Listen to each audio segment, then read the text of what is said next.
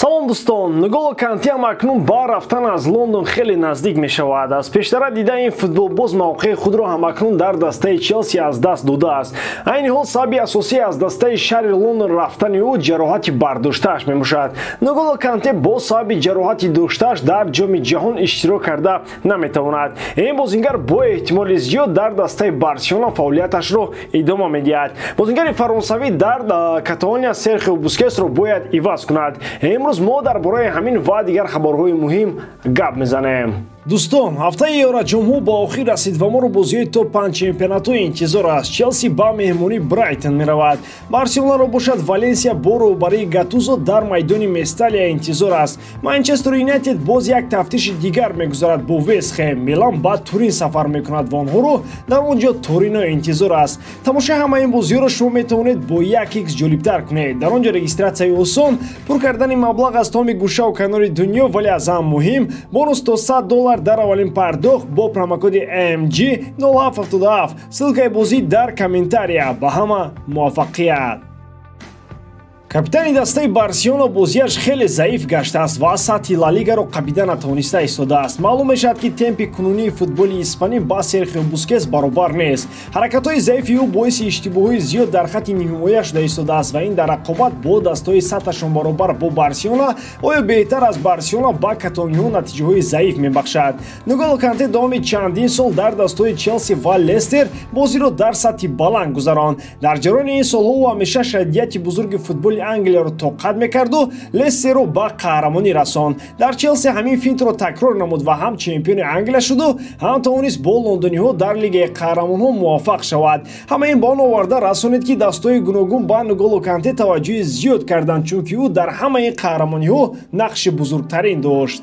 ва ҳамон нимҳиматгари фаронсавӣ дар Челси монд. Бо омадани сармураббиёни нав мавқеи Канте тангтар мешуд. Лемпар мавқеашро иваз кард, сари кам истифодааш мекард. Тухел гуфта наметавонист ки қарордоди ӯ тамдид мешавад ё ин ки не, яъне ояндаашро дақиқ гуфта наметавонист. Акнун Грэм Поттер ба иқрори соҳибназарони соҳа ба Нголо Канте имконияти камтар хоҳад дод, чунки ӯ баланси Челсиро бе нимҳиматгари фаронсавӣ пайдо кардааст. Аз ин роҳ агар аз тамоми кунҷҳо назар андозем, чунон менамояд ки Канте ба дастаи Барселона лозим ва даркортар аст. ӯ метавонад чанд соли дигар дар хатти нимҳимояи дифоии дастаи Барселона бозии барқарор ва устувор нишон диҳад. Қарордоди Канте тобистони соли 2023 ба итмом мерасад. Гуфта мешавад ки дар Лондон сари тамдиди шартномаи нимҳиматгар дудила шудаанд. Бештар дар Стефорд Бридж бар он ҳастанд ки барои бепул аз даст нодани Нголо ӯ бояд зимистон ба фурӯш бароварда шавад.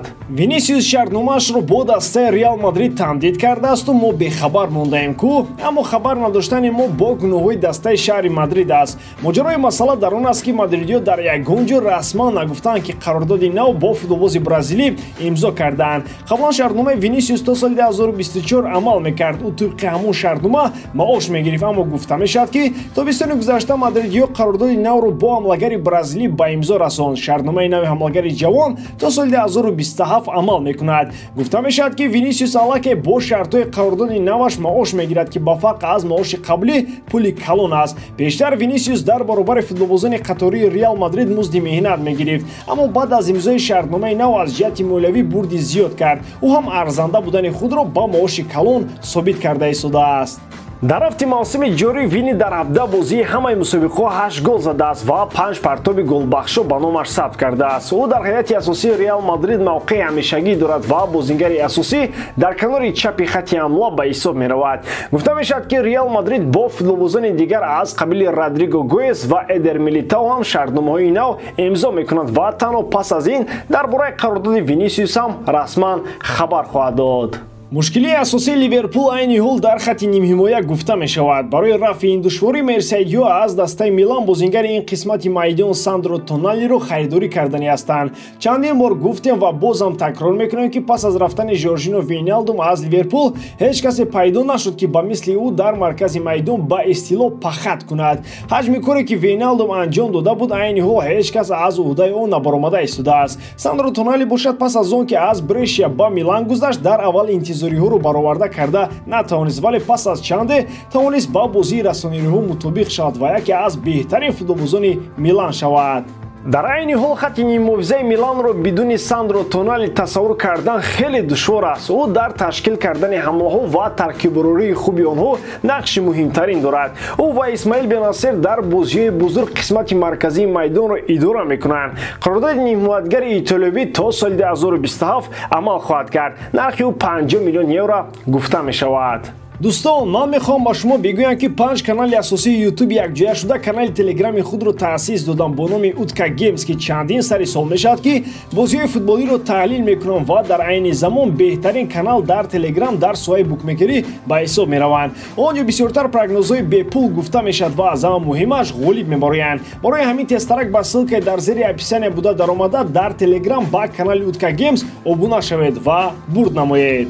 Ансу Фати дар дастаи Барселона аз вақте ки ба ӯ дода мешавад розӣ нест. ӯ вақти зидди бозиро пайдо карда наметавонад. дар Барса айни ҳол шумораи зиёди ҳамлагарон ҷамъ шуданд ва ин таъсири худро ба Фати дорад, ки барои рақами 10 Барса ин таъсири манфӣ аст. ӯ ба қароре омадааст, ки аз сафи Каталониё равад. агенти ҳамлагари ҷавон Жорже Мендеш аллакай барои ӯ дастаи нав ҷустуҷӯ дорад.